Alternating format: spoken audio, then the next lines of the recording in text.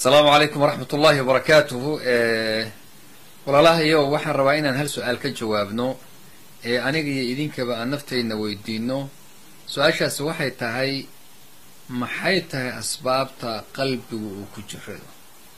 waxaan ka hadalnay mar hore muuqaalka ee qalbi jiran maxaa lagu gartaa. hadda waxaan ka hadlaynaa asbaabta keenta waa maxay inuu jirado.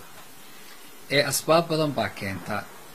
waxaa ka mid a waxyaabaha qalbiga inuu jirada keena al-icraad can dikri illahi subxaanahu wa tacaala, in ilaahay dikrigiisa uu qofku ka jeedsado. waman acrada can dikrii fa ina lahu maciishatan dankan wanaxshuruhu yowma alqiyaamati acmaa buu rabbi leeyahy subxaanahu wa tacaala.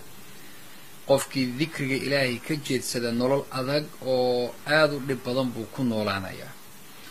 waa marka labaadee asbaabta waxaa ka mid a waxyaabaha keenay qofka qalbigiisu inuu jirado in faraa'ida ilaahay iyo waxyaabihii waajibkaa uu ruuxu ku xadgudbo sida salaadii iyo soonkii iyo wixii lamidka ahaa.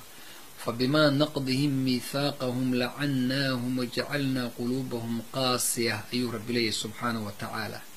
yacni sababta ballamihii ilaahay ay la galeen oy ka baxeen ayaanu rabbi wuxuu ku dambaysiiyey qalbigoodii mid qallalan ayuu noqday. waxaa ka mid a asbaabta xaaraanta oo la cuno qalbiga ayay qallalisaa. waa sabab weyn weeye. rasuulku markuu ka warramayey alladii yani qofkii safrayay yutiilu safara ashcaha akbara yamuddu yadayhi ila asamaa yaquulu yaa rabbi wamadcamuhu xaraam wamashrabuhu xaraam waqudiya bilxaraam faana yustajaabu lahu. yani qof wuxuu quudanayo iyo wuxuu xiranayo iyo wixii lagu quudiyey iyo wixii lagu koriyaba uu yahay xaaraan, sidee loo ajiibayaa oo ilaahay baryadiisa u aqbalayaa. marka taasina waa arrin kaleoo qalbiga iyaduna qallalaysa. waxaa ka mid a macaasida iyo dunuubta oo ku badata ruuxa qalbiga ayaa qallala. allah wakiilah subxaana kalaa barwaana calaa quluubihim maa kaanuu yagsibuun. mufasiriintu raanka aayaddu sheegtay waxay ku fasireen inuu yahay addanbu cala adanbi. waa dembi kale la dul saaray ilaa uu marka dambe qalbiga dhanba u madoobaado.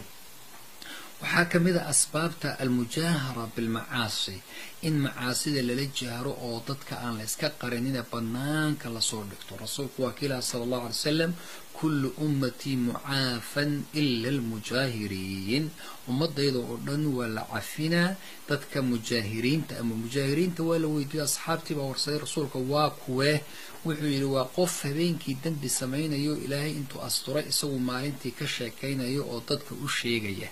marka isagana waa sabab kaleoo qalbiga. walidaalika cabdullaahi bnu lmubaarak ayaa wuxuu lahaa ra'aytu dunuuba tumiitu lquluuba waqad yuurisu dulla idmaanuha watarku dunuubi xayaatu lquluubi wakhayrun linafsika cisyaanuha. yacni dembiga daa'imidiisu waxay ka dhigtaa qalbiga mid mugdi ah. ra'aytu dunuuba tumiitu lquluub, way dishaa. waqad yuurisu dulla idmaanuha, haddii la joogteeyo dembigana qalbigu waa dulloobaa. marka sidaas wey. waxaa ka mid a ayuha alaxiba asbaabta iyaduna keentaa in qalbigu uu maaragtay qofkii uu qalbigiisu uu qalalo. waxaa ka mid a waxyaabaha keena oo kale jahliga, in qofku uu jaahil weliba raalli ku noqdanay jahliga. ilaahi subxaana wa tacaala markuu ka hadlayay inamaa yakhsha allaha min cibaadihi alculamaa, ilaahi subxaana wa tacaala waxaa un si dhaba uga baqi karaa dadka culimada ah. asbaabta marka jaahilku qalbigiisu waa qallalan yahay. asbaabta waxaa ka mid a iyaduna waxyaabaha keena inuu qalbigu uu qallalo itibaacu lhawa, inuu qofku hawadiisa iska raacay iyo naftiisu waxay jeceshahay. falamaa zaaquu azaaqa allahu quluubahum. markii ilaahay subxana wa tacaala zayqa uu ku sameeyey, yani xaqa marka iyagu ka iisheenoo hawadooda ay raaceen buu qalbigooda in ilaahay subxaana wa tacaala xaqii garamari.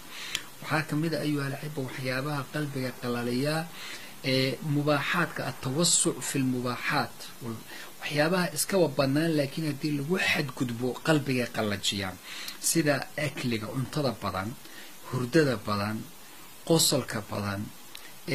umuurtaas iyaguna waxay qalaliyaan qalbiga.